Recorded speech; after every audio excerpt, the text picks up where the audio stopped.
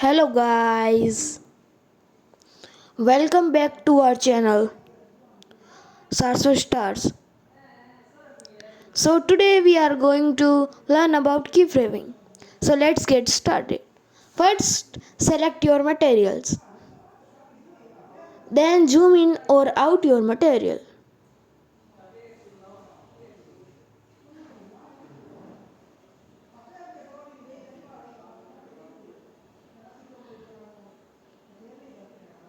Select a background. I am selecting anything, you will select as your choice.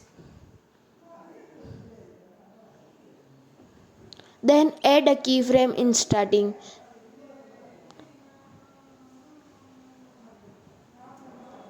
Then move forward. There will automatically a keyframe. Now repeat the process. Move forward, move your object.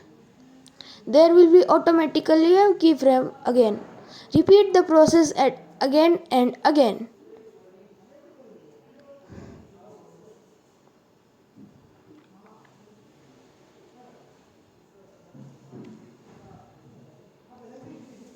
Your animation is ready. See animation. It's very good. Bye bye guys. See you in next video. Like, share and subscribe.